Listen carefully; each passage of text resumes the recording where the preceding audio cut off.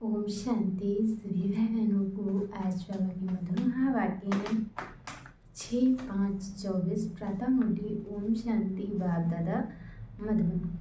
बाबा बोले, मीठे बच्चे, इस जन्म के पापों से हल्का होने के लिए बाप को सच सच सुनाओ और पिछले जन्मों के विकर्मों को योग अग्नि से समाप्त करो।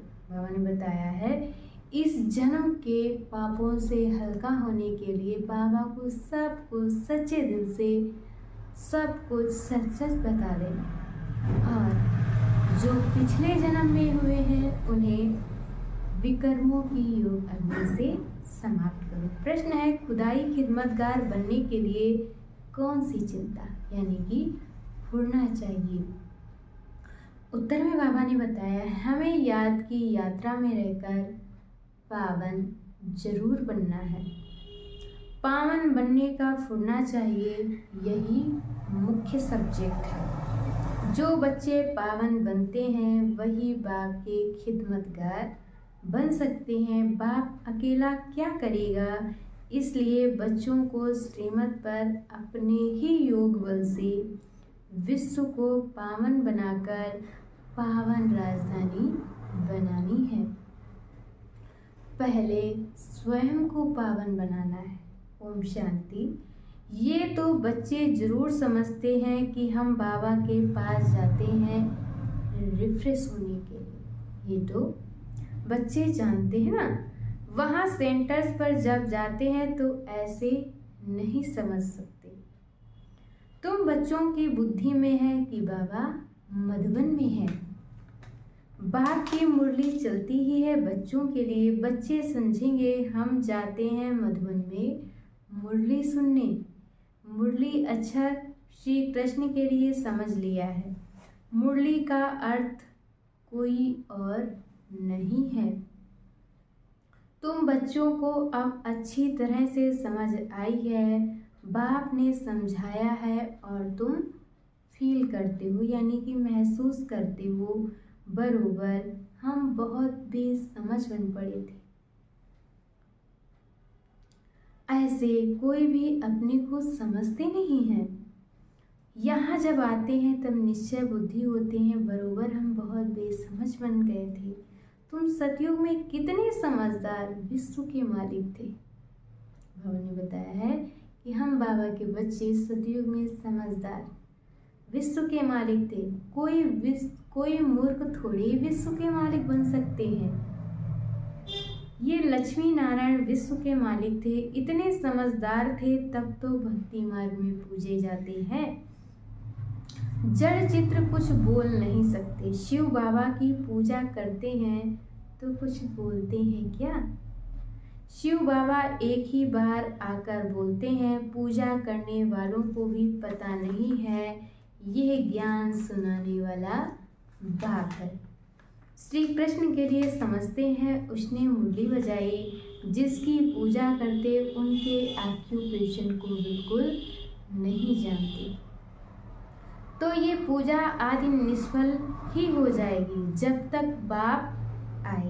तुम बच्चों ने कईयों ने वेद शास्त्र आदि कुछ भी पढ़े नहीं है। अब तुम्हें एक सत्य बाप पढ़ा रहे हैं। तुम समझते हो बरोबर सच्चा पढ़ाने वाला एक ही बाप है। बाप को कहा जाता है सत्य। नर से नारायण बनने की सच्ची कथा सुनाते हैं। अर्थ तो ठीक है, सत्य बाप आते हैं और अब नर से नारायण बनना है तो जरूर सतयुग स्थापन करेंगे ना। पुरानी दुनिया कलयुग थोड़ी ही बनेगी। कथा सुनने समय ये कोई को बुद्धि में नहीं होता है कि हम नर से नारायण बनेंगे। अभी तुमको नर से नारायण बनने का राजयोग सिखलाते हैं। ये भी कोई नई बात नहीं। बाप कहते हैं मैं कल पाकर समझाता हूँ, युगे युगे कैसे आऊँगा। ब्रह्मा का चित्र दिखाकर तुम समझा सकते हो ये रथ है, ये है बहुत जन्मों के अंत का जन्म। पतित अब ये भी पावन बनते हैं और हम भी बनते हैं। सिवाय योग बल के कोई पावन नहीं बन सकता। विकर्म विनाश हो ना सके, पानी में स्नान करने से कोई पावन नहीं बनते हैं। बाबा कह रहे पानी में स्नान करने से कोई पावन नहीं बनते हैं। ये है योग अग्नि। पानी होता है आग को बुझाने वाला और आग होती है जलाने वाली। तो पानी कोई आग तो है नहीं जिससे विकर्म विनाश हो। सबसे ज्यादा गुरु आदि इसने किए हैं। किसने? ब्रह्मा बाबा ने। शास्त्र भी बहुत पढ़े। इस जन्म में तो जैसे पंडित था, लेकिन उससे फायदा तो कुछ भी नहीं हुआ। पुण्य आत्मा तो बनते ही नहीं है, पाप ही करते आए।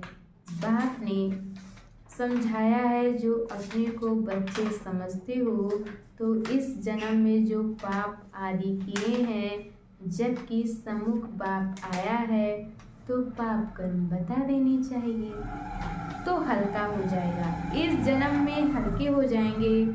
फिर पुरुषार्थ करना है जन्म जन्मांतर के लिए। जन्म जन्मांतर के पाप कर्म का बोझा जो सिर पर है उसे उतारना है। बाप योग की बात समझाते हैं।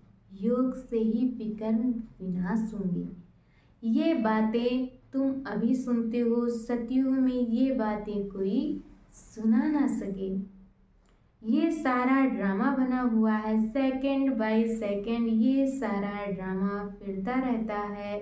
एक सेकंड ना मिले दूसरे से। सेकंड बाय सेकंड आयु भी कम होती जाती है। अभी तुम आयु को कम होने से ब्रेक देते हो और योग से आयु को बढ़ाते हो। अब तुम बच्चों को अपनी आयु को बड़ा बनाना है। इससे योग बल से। योग के लिए बाबा बहुत जोर देते हैं, परंतु कई समझते नहीं है। बाबा तो योग के लिए कई बच्चों को जोर देते हैं, लेकिन कई बच्चे समझते नहीं हैं। कहते हैं बाबा हम भूल जाते हैं, तब बाबा कहते हैं योग कोई और बात नहीं है, ये है याद की यात्रा। बाबा को याद करना है। बाप को याद करते करते पाप कटते जाएंगे। अंतमति सो गति हो जाएगी। इस पर एक मिसाल भी देते हैं। कोई ने किसको कहा तुम भैंस हो, तो बस बात समझने लगा मैं तो भैंस हूँ। बोला इस दरवाजे से निकलो, तो बोला मैं भैंस हूँ, कैसे निकलूं? सचमुच जैसे भैंस बन गया। ये एक मिसाल बैठ बनाया है, बाकी कोई ऐसा है नहीं। ये कोई यथार्थ मिसाल नहीं है। हमेशा रियल बात पर मिसाल दिया जाता है।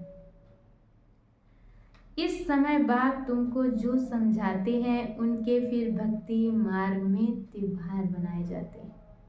इस समय बाबा जो भी हमें ज्ञान दे रहे हैं उसी के भक्ति मार्ग में त्योहार मनाए जाते हैं। कितने मेले मला खड़े आदि होते हैं, बाकी इस समय जो कुछ होता है उनके त्योहार बन जाते हैं।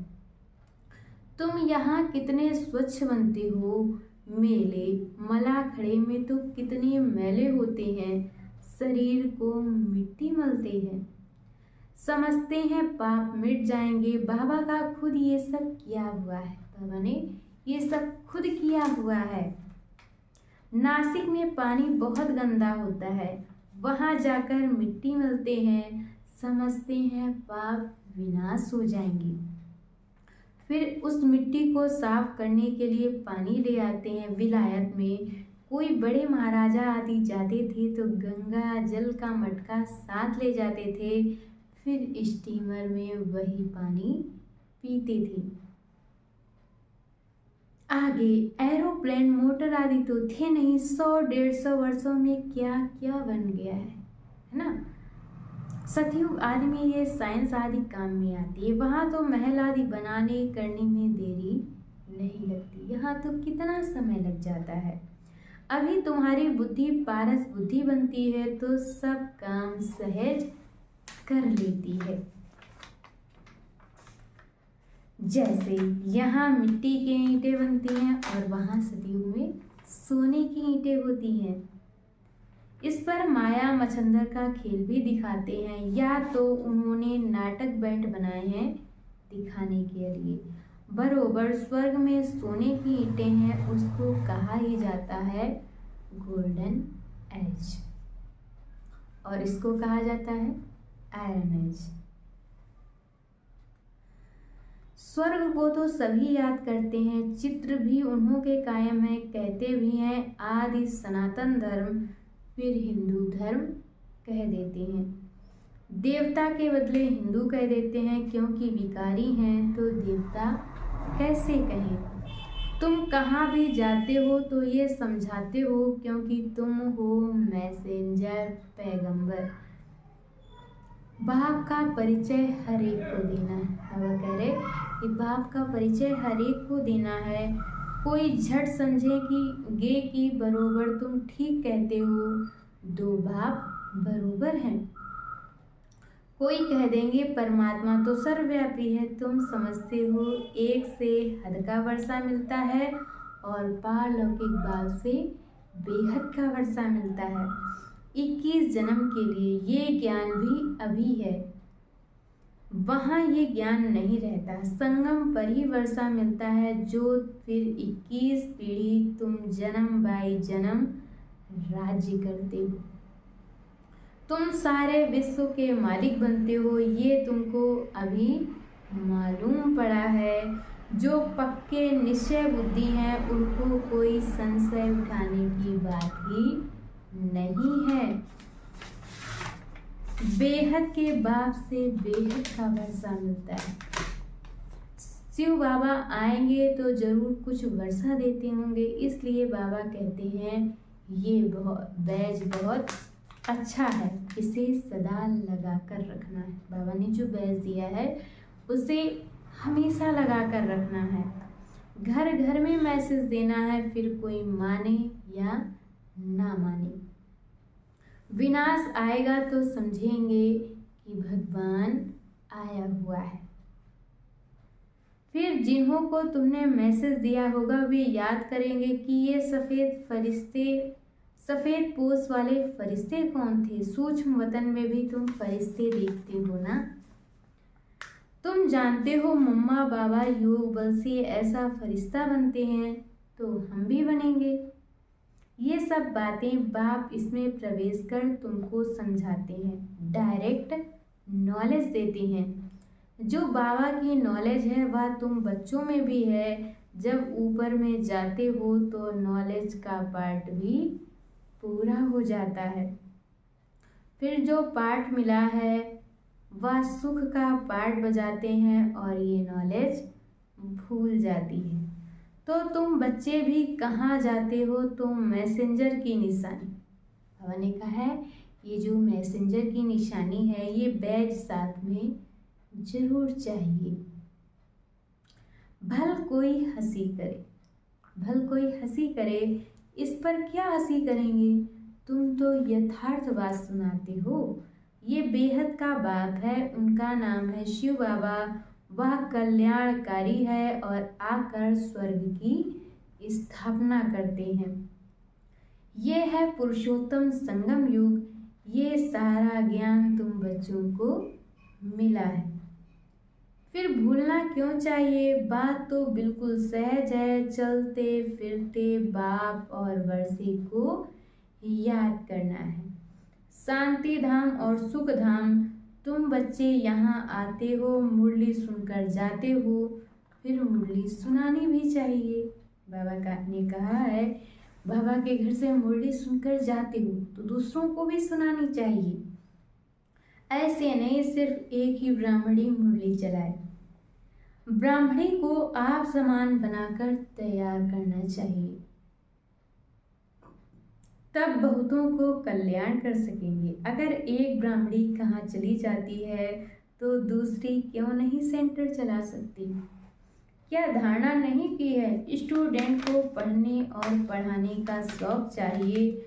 मुरली तो बहुत सहज है, कोई भी धारण कर क्लास करा सकते हैं। यहाँ तो बाप बैठे हैं, बाप बच्चों को कहते हैं कोई भी बात में संशय नहीं होना चाहिए। एक बाप ही है जो सब कुछ जानते हैं, एक ही एम ऑब्जेक्ट है, इसमें कोई प्रश्न आदि पूछने का भी नहीं रहता। सुबह को भी बैठ बच्चों को याद की यात्रा में मदद करता हूँ। सारे बेहद के बच्चे याद रहते हैं। तुम सब बच्चों को इस याद की मदद से सारे विश्व को पावन बनाना है, इसमें ही तुम अंगुली देते हो। पवित्र तो सारी दुनिया को बनाना है ना, तो बाप सभी बच्चों पर नजर रखते हैं ना। सब शांति धाम में चले जाएं, सबका अटेंशन खींच पाते हैं। बाप तो बेहद में ही बैठेंगे। मैं आया हूँ सारी दुनिया को पावन बनाने, सारी दुनिया को करंट दे रहा हूँ तो पवित्र हो जाएं।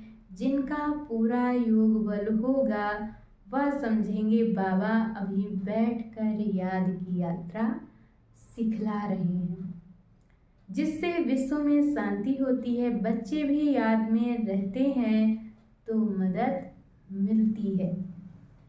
मददगार बच्चे भी चाहिए ना। खुदाई खिदमतगार निश्चय बुद्धि ही याद करेंगे।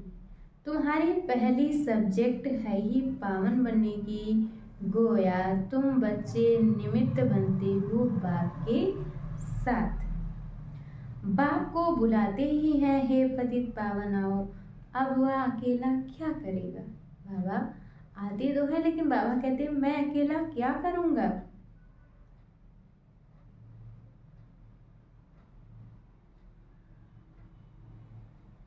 खिदमतगार चाहिए ना। तुम जानते हो हम विश्व को पवित्र बनाकर फिर सारे विश्व पर राज्य करेंगे। बुद्धि में जब ऐसा निश्चय होगा तब नशा चढ़ेगा। तुम बच्चे जानते हो हम बाप की श्रीमत से अपने योग बल से अपने लिए राजधानी स्थापन कर रहे हैं।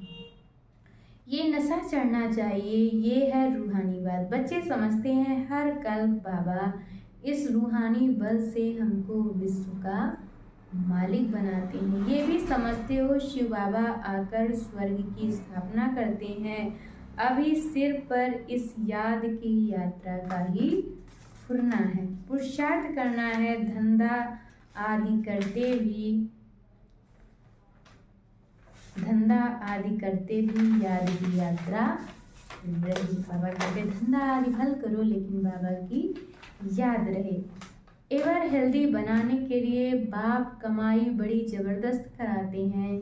इस समय सब कुछ भुलाना पड़ता है। हम आत्माएं जा रही हैं। आत्म अभिमानी बनने की प्रैक्टिस कराई जाती है।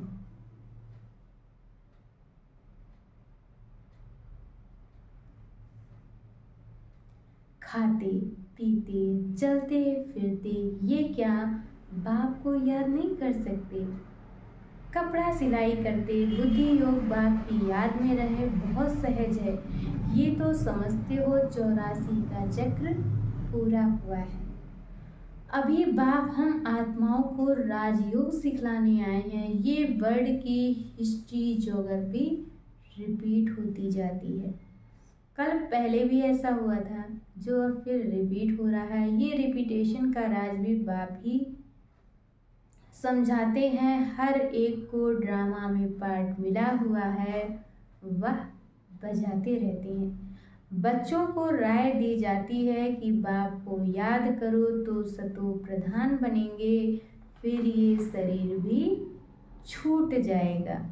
तुम्हारी बुद्धि में अब यही है कि हम आत्मा सतो प्रधान बने, क्योंकि वापिस घर जाना है। सतयुग में ऐसे नहीं कहेंगे, वहाँ तो कहेंगे एक पुराना शरीर छोड़ दूसरा लेना है।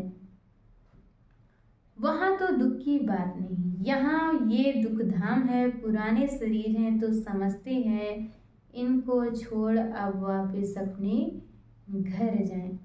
बाप को निरंतर याद करना है, वह निराकार बाप ही ज्ञान का सागर है। वही आकर सबकी सदगति करते हैं। बाप कहते हैं साधुओं का भी उद्धार करता हूँ, तुम अब एक बाप से योग लगाओ। तुम सब आत्माओं को बाप से वर्षा लेने का हक है। बाबा कह रहे तुम सब आत्माओं को बाबा से वर्षा लेने का हक है। अपने को आत्मा समझते ही अभिमानी बनो और बाप को निरंतर याद करो तो पाप कटते जाएंगे। अच्छा, मीठे मीठे सिकी लदे बच्चों प्रति माता पिता बाप दादा का याद प्यार और गुड मॉर्निंग। रूहानी बाप की रूहानी बच्चों को नमस्ते। हम रूहानी बच्चों की तरफ से रूहानी माता पिता बाप दादा को याद प्यार नमस्ते गुड मॉर्निंग ओम शांति। शुक्रिया बाबा, शुक्रिया। और बाबा ने आज हम बच्चों को धारण करने के लिए मुख्य सार दिया है। पहला पॉइंट, मुरली सुनकर फिर सुनानी है, पढ़ने के साथ साथ पढ़ाना भी है, कल्याणकारी बनना है, बैज मैसेंजर की निशानी है, ये सदा लगा कर रखना है। दूसरे पॉइंट में बाबा ने बताया है विश्व में शांति स्थापन करने के लिए याद की यात्रा में रहना है। जैसे बाप की नज़र बेहद में रहती है, सारे दुनिया को पावन बनाने के लिए करंट देते हैं, ऐसे फॉलो फादर कर मददगार बनना है। और आज बाबा ने हम बच्चों को वरदान दिया है कर्म और योग के बैलेंस द्वारा कर्मातीत स्थिति का अनुभव करने वाले कर्म बंधन मुक्त भक्त। कर्म के साथ साथ योग का बैलेंस हो और हर कर्म में स्वतः सफलता प्राप्त होती है। कर्म योगी आत्मा कभी कर्म के बंधन में नहीं फंसती। कर्म के बंधन से मुक्त को ही कर्मातीत कहते हैं। कर्मातीत का अर्थ यह नहीं है कि कर्म से अतीत हो जाओ, कर्म से न्यारे नहीं, कर्म के बंधन में फंसने से न्यारे बनो। कर्म के बंधन में नहीं फंसो और कर्म से न्यारे नहीं बनो, कर्म के बंधन में फंसने से न्यारे बनो। ऐसे कर्म योगी आत्मा अपने कर्म से अनेकों का कर्म श्रेष्ठ बनाने वाली होगी। उसके लिए हर कार्य मनोरंजन लगेगा, मुश्किल का अनुभव नहीं होगा। और आज की मूल्य का स्लोगन है परमात्म प्यार ही समय की घंटी है जो हम तक वेले उठा देती है। परमात्म प्यार ही समय की घंटी है जो अमृत वेले उठा देती है। अच्छा, ओम शांति।